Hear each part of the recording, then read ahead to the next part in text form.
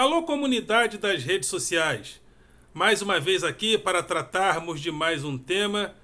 E hoje eu gostaria de falar sobre os lugares da esquerda hoje. Porque tivemos uma votação no Congresso Nacional essa semana, onde os deputados estavam lá para votar o tal de voto impresso, porque o presidente da República entende que as urnas eletrônicas não são confiáveis. Ele fala que vai apresentar provas. No dia de apresentar as provas, ele diz que não tem provas e ele acusa as urnas eletrônicas de fraude. E a votação a respeito desse tema foi para o Congresso e nós entendíamos que a derrota do presidente seria acachapante. Porém, a derrota não foi tão acachapante assim como esperávamos. Ou seja, o apoio a Bolsonaro é um pouco maior do que as suas próprias pantomimas. Ou seja, ele tem um certo apoio. Por outro lado, o governo, os congressistas chegaram a ventilar a ideia do distritão, que seria um retrocesso, porque o distritão não favoreceria o arejamento das mudanças dos atores políticos. Então o distritão não foi para votação, mas a volta das coligações acabou sendo aprovada. Ou seja, nós percebemos que existe hoje no Brasil um Congresso, um Senado e até um judiciário conservador. Mas, sobretudo, os congressistas são conservadores e acompanham o presidente da República em relação a muitas das suas pautas. Aliás, todas as pautas principais, as reformas trabalhistas, as reformas previdenciárias, todas aquelas pautas liberais conservadoras que têm sido entregues ao Congresso, o Congresso tem votado a favor do governo. Reforma administrativa, todas essas coisas, todas as pautas conservadoras que o governo demanda para o Congresso, elas passam. Então, a gente observa que esse movimento conservador que há no mundo e, sobretudo, no Brasil, mais para a extrema-direita, apoia o governo Bolsonaro. E o que isso significa? E onde as esquerdas estariam nesse mundo de hoje e, sobretudo, nesse Brasil de hoje? Então, é sobre isso que eu gostaria de falar nesse vídeo. Mas, antes de mais nada, eu gostaria de convidar você mais uma vez a se inscrever no nosso canal, a dar o seu like, a fazer o seu comentário, a fazer o teu comentário e a compartilhar nosso material com outras pessoas. E ao se inscrever, acione o sininho para receber notificações de novos vídeos. Dê like, participe, comente, sobretudo se você entende a importância desse canal, que é convidar a classe dos professores para que nós possamos participar do debate público. É importante que o professor seja valorizado, é importante que o professor não fique só na escola, que ele esteja sempre em diálogo com as universidades, com os centros universitários, produzindo conhecimento. E também que ele esteja na sua escola. Mas é importante que o professor tenha voz, porque se o professor não for valorizado e não tiver voz, a grande multidão que passa pela escola pública também será desvalorizada no seu dia a dia. E também esse canal tem o objetivo de combater o pensamento binário do nós e eles, o pensamento binário que ainda entende que o mundo é dividido, esse pessoal do pensamento binário, eles ainda entendem que nós estamos num mundo imunológico, onde existe uma força política de esquerda e uma força política de direita radicalmente divididas em comunistas e capitalistas. Mas isso acabou. Então eles trazem essa dualidade que não existe para o debate político de hoje, mas isso está no pensamento binário. Esse canal tem o objetivo de combater esse pensamento binário. Também tem o meu grupo de Facebook, Filosofia com o Eldon Rosa Masson, e o meu blog através do endereço rosamasson.blogspot.com. Rosa Masson sempre com 2 S e tudo junto. Então vamos discutir os lugares da esquerda e vamos também vamos buscar na história onde nasceram essas ideias de esquerda e direita. Porque os ideais mais conhecidos de esquerda, principalmente os ideais do socialismo, eles têm uma fonte histórica que nós podemos buscar lá na ideia de esclarecimento do iluminismo. Então, as ideias de esquerda, inclusive as socialistas, e por que não dizer as comunistas, são ideias que sofreram a influência do iluminismo, do esclarecimento iluminista. E essas ideias iluministas do esclarecimento influenciaram a Revolução Francesa e a implantação gradativa da República no mundo. E a Revolução Francesa, dentro daquilo que a história chama de as Assembleias Gerais, foi a demarcação dessa divisão histórica entre direita e esquerda. Porque nas Assembleias Gerais, para discutir os rumos, a continuidade ou não da atitude revolucionária, nas Assembleias Gerais, aqueles que queriam as mudanças de promoção, inclusive, da igualdade cidadã, se sentavam à esquerda do rei. E aqueles que queriam o conservadorismo, a presença mais marcante da monarquia, se sentavam à direita do rei. Então, a partir desse momento, a esquerda passou a representar a igualdade e a mudança. E a direita passou a representar o conservadorismo. Por isso que o principal lema da Revolução Francesa era liberté, égalité, fraternité, ou seja, liberdade, igualdade e fraternidade. Então, as ideias de esquerda nascem com essa idealização da liberdade, da igualdade frente a mudanças sociais, inclusive de promoção gradativa da igualdade. Então, a Revolução Francesa, o movimento iluminista fundam o futuro, as revoluções do futuro. Porque até então as grandes revoluções eram feitas em nome do passado.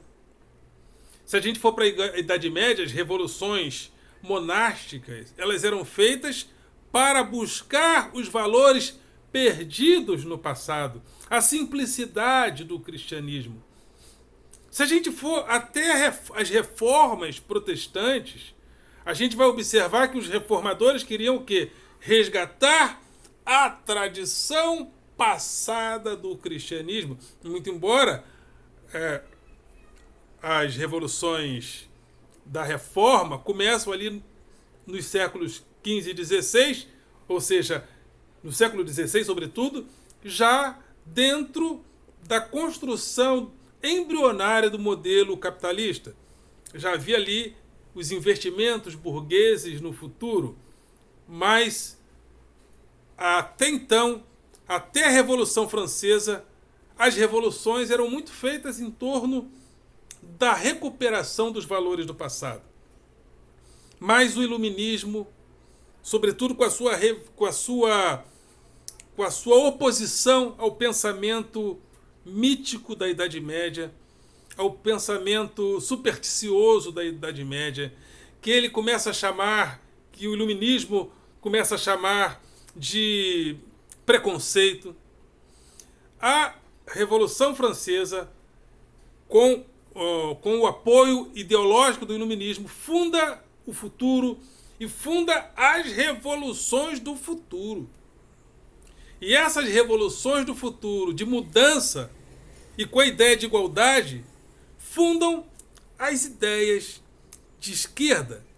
As ideias de esquerda surgem com essa ideia, com esse momento de construção das ideias de igualdade e de mudança, no sentido da fundação das revoluções do futuro rumo ao futuro. Mas com o tempo, essas coisas começaram a ganhar outro patamar, ou outros patamares. Porque a Revolução, o Iluminismo e a Revolução Francesa, não só a Revolução Francesa, como as revoluções americanas, também, essas revoluções têm a marca da burguesia. Tem a burguesia como a grande financiadora, não só financeira, como ideológica. O ideal burguês é que funda o pensamento de esquerda, por incrível que pareça.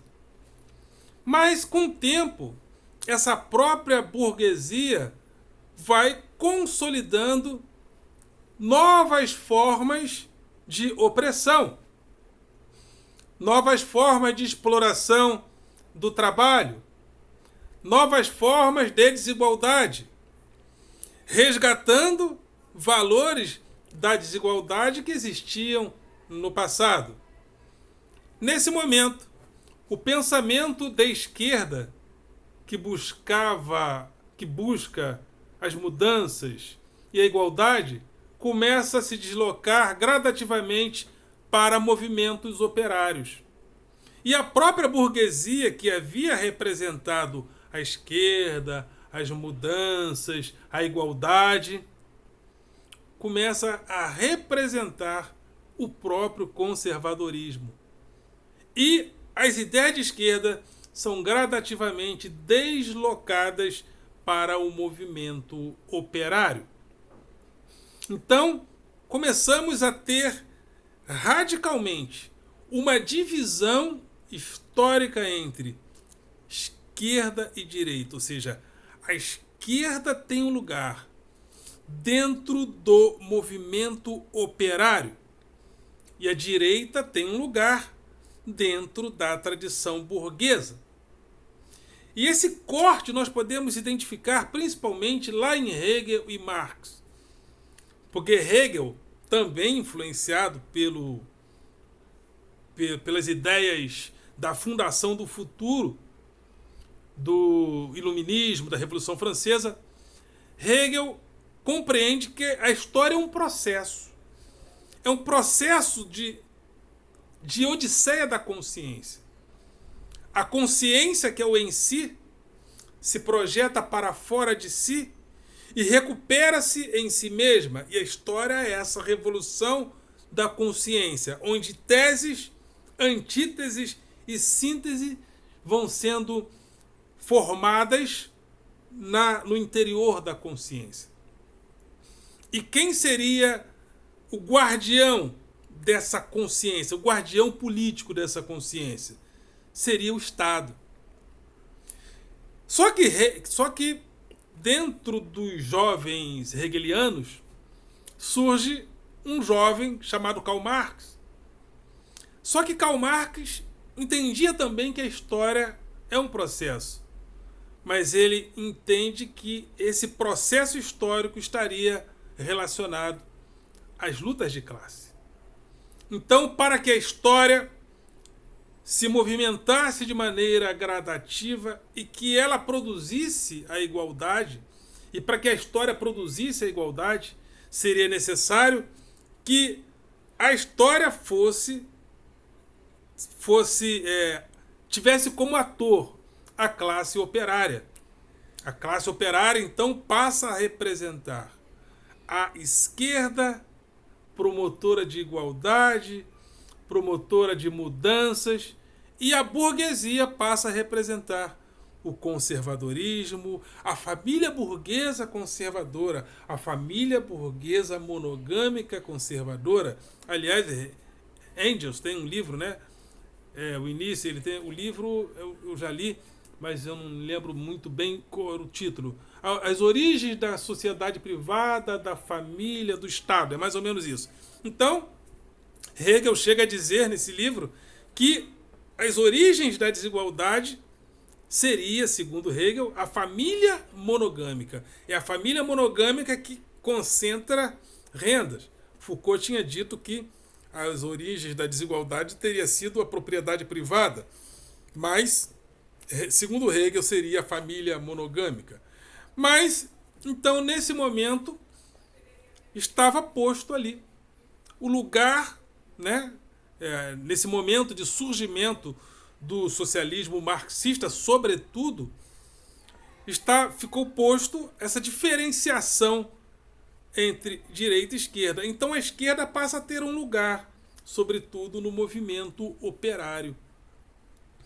Só que, com o tempo, os trabalhadores começaram a se afastar das fábricas por causa da tecnologia. As fábricas começaram a se robotizar. E os trabalhadores começaram a ser gradativamente afastados das fábricas. E o boom desse momento foi a década de 70, onde os trabalhadores já não estavam mais em massa dentro das fábricas. E os trabalhadores se organizavam em torno da fábrica e dos sindicatos classistas, os trabalhadores que representavam esse lugar histórico da esquerda. Mas e agora que os trabalhadores já não estão mais nas fábricas? Organizados em torno da indústria, mas não necessariamente dentro delas. Ou seja, os trabalhadores se pulverizam, se espalham na sociedade. E como esse trabalhador agora vai se organizar como movimento de esquerda em prol de mudanças e de igualdade, se ele já não está nas fábricas mais? Então, com o tempo, esse movimento de esquerda recebe mais um tiro agora na cabeça. O primeiro tinha sido no peito e não matou as intenções de esquerda de maneira objetiva, mas a digitalização da vida, a digitalização do mundo pulverizou muito mais o trabalhador, porque agora o trabalhador ele já não tem, já existe, ou seja, houve a construção de uma subjetividade. Agora cada um é empresário de si mesmo. Cada um agora produz a partir do seu smartphone. E cada um começa a entender que o patrão dele mesmo é o próprio cidadão, o próprio eu é empresário e patrão de si mesmo. O próprio eu é explorador e escravo de si mesmo. E o que o capitalismo faz? O capitalismo começa a nos colocar para trabalhar o tempo todo. Agora, os patrões podem nos encontrar aonde nós estivermos. Ou seja, segundo pesquisas, eu já ouvi falar sobre isso, estamos trabalhando cada vez mais. Porque agora trabalhamos o tempo todo. Inclusive produzindo dados para que o capitalismo possa nos capturar através de algoritmos. Ou seja, o tempo todo agora nós estamos trabalhando, pulverizados, espalhados na sociedade. E como a esquerda agora vai encontrar o seu lugar? Como a esquerda agora vai encontrar um lugar de organização social? É a pergunta que eu procuro fazer nesse vídeo. Qual é hoje o lugar da esquerda? Quais são hoje os lugares da esquerda? Quais são hoje os lugares dessa esquerda? Porque a cada dia que passa, no Brasil, nós percebemos um movimento conservador que se desenvolve, e mesmo quando a esquerda, quando a nossa chamada esquerda esteve no poder, o governo do PT não fez um governo de esquerda, muito pelo contrário. Ele fez um governo neoliberal, conservador. Neoliberalismo esse que vinha se desenvolver, que vem se desenvolvendo no Brasil desde Fernando Collor de Mello. Então, quando a esquerda tomou o poder, ou seja, esteve no poder aqui no Brasil, ela mesma fez um governo conservador, onde os mais ricos ganharam demais e os mais pobres receberam assistência social. Ou seja, os mais pobres foram incluídos, de uma certa forma, dentro de uma mais-valia social, mas o neoliberalismo conservador continuou. E como o mundo hoje é um mundo de centro-direita, a geopolítica mundial hoje é uma política de centro-direita, qual seria o papel da esquerda? Aí eu queria fazer uma homenagem mais uma vez ao professor Paulo Giraldelli. Qual seria o papel da esquerda hoje? O papel da esquerda hoje é trazer a própria direita para dentro da civilização.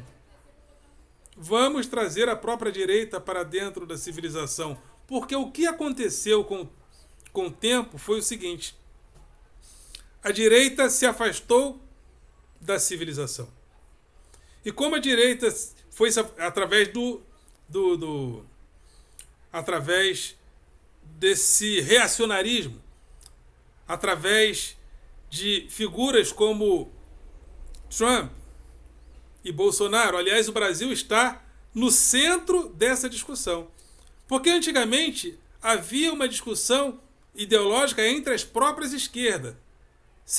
Vamos ser o quê? Comunistas ou social-democratas? Hoje as discussões políticas se dão dentro da direita, da centro-direita. E a própria esquerda tem que se infiltrar dentro dessa centro-direita para tentar. A própria esquerda tem que se infiltrar dentro dessa centro-direita para tentar fazer com que a própria direita não demande para a barbárie. E o Brasil está no centro dessa discussão. Porque o Brasil tem hoje um governo de extrema-direita que é interpretado no mundo da geopolítica atual como um governo que se aproxima da barbárie. Não só Bolsonaro, mas Trump representou essa barbárie anarcocapitalista. Então, as discussões políticas hoje, elas acontecem e elas ocorrem dentro do primado da centro-direita. E qual o lugar da esquerda nesse debate? Porque a esquerda tradicional, a esquerda dentro das suas demandas trabalhistas e operárias, ela está sem habitação, ela está sem lugar no mundo. Então ela precisa se infiltrar dentro das discussões de centro-direita para que a própria direita não vá para a barbárie. Porque, da mesma maneira como tivemos no passado uma divisão imunológica entre direita e esquerda, capitalismo e socialismo, e até havia discussões ideológicas dentro da própria esquerda, hoje as nossas discussões ideológicas se dão prioritariamente dentro da centro-direita, entre liberalismo civilizado ou neoliberalismo minimamente civilizado e uma extrema-direita bárbara representada por Trump, por Bolsonaro, por Erdogan. Então hoje estamos dentro dessa discussão. Vamos construir um capitalismo dentro dos marcos civilizatórios ou um anarcocapitalismo bárbaro? Representado inclusive por Maduro. Porque hoje não tem nenhum país do mundo que pratica literalmente o socialismo. Todos praticam o capitalismo. Alguns praticam mais um capitalismo de controle do Estado. Mas até a China, Laos, Vietnã e Cuba são países que estão caminhando para o capitalismo. Cuba menos por causa do embargo. Mas não existe nenhum país capitalista no mundo hoje. E as discussões se dão em torno do capitalismo. Então, as discussões hoje estão dentro dessa esfera. Um capitalismo civilizado ou um anarcocapitalismo próximo da barbárie. E qual seria o papel da esquerda hoje? Também dialogar dentro da própria direita para que a direita não caminhe para a barbárie junto também com Bolsonaro. Ok, galera? Vocês são do coração.